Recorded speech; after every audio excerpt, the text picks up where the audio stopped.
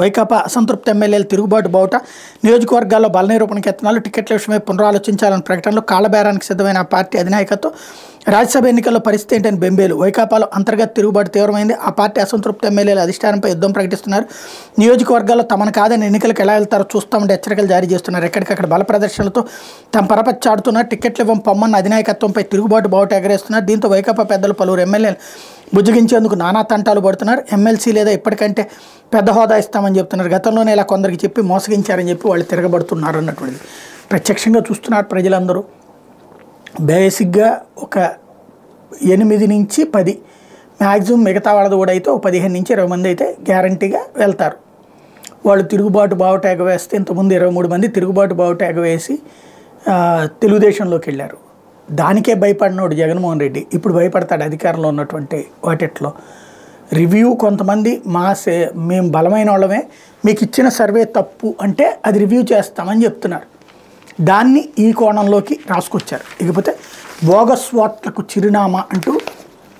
చంద్రగిరి తిరుపతిలో అడుగడుగున అక్రమాలు వైకాపా ప్రజాప్రతినిధుల సూత్రధారులు ప్రతి ఎన్నికల్లోనూ వారి అడ్డదారులే ఎన్ని అరాచకాలకు పాల్పడినా పట్టించుకొని అధికారులు దారుణాలు కళ్ల ముందే కనిపిస్తున్న ఒక్కరిపైన చర్యలు లేవంటూ తిరుపతి చంద్రగిరి 2 నియోజకవర్గాలు వైకాపా నాయకుల ఎన్నికల అక్రమాలకు అడ్డాలు ఒకప్పుడు ఎన్నికల్లో దౌర్జన్యాలు అరాచకాలు దొంగ ఓట్ల గురించి ప్రస్తావించాల్సి వస్తే బీహార్లోని కొన్ని ప్రాంతాల పేర్లను గుర్తు చేసేవారు వైకాపా నాయకుల పుణ్యమాని ఇప్పుడు తిరుపతి చంద్రగిరి నియోజకవర్గాలకి ఘనకీర్తి దక్కింది అంటూ ఏదైతే ఇవాళ ఓట్ల తొలగింపు మీదన లిస్ట్ రిలీజ్ చేయబోతున్నారు వీళ్ళు పెట్టినటువంటి కంప్లైంట్లు వాళ్ళు ఏంటి అన్నటువంటిది దాని మీదన ఇప్పుడు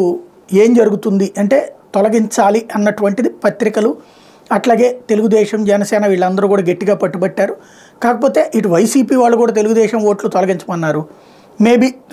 ఇవాళ లిస్ట్ రిలీజ్ చేయబోతుంది ఎన్నికల సంఘం ఆ తర్వాత రేపటి నుంచి చూసిన దాన్ని బట్టి ఓట్లు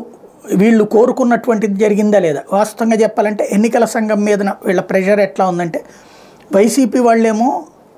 రెస్ట్ ఆఫ్ ఆంధ్రప్రదేశ్ అంటే ఆంధ్రప్రదేశ్లో ఉండకుండా ఇతర రాష్ట్రాల్లో ఉంటున్నటువంటి తెలుగుదేశం సింపథైజర్లు అయినటువంటి వాళ్ళ ఓట్లు తీయించడానికి ప్రయత్నించారు తెలుగుదేశం సింపథైజర్స్ అయినటువంటి వాళ్ళ ఓట్లు తీయించడానికి వైసీపీ సింపథైజర్స్ అయిన వాళ్ళ ఓట్లు తీయించడానికి తెలుగుదేశం ప్రయత్నించి కంప్లైంట్స్ పెట్టుకున్నాయి కాబట్టి ఫైనల్ లిస్ట్ ఎలా ఉంటుంది అన్నటువంటిది చూడాల్సింది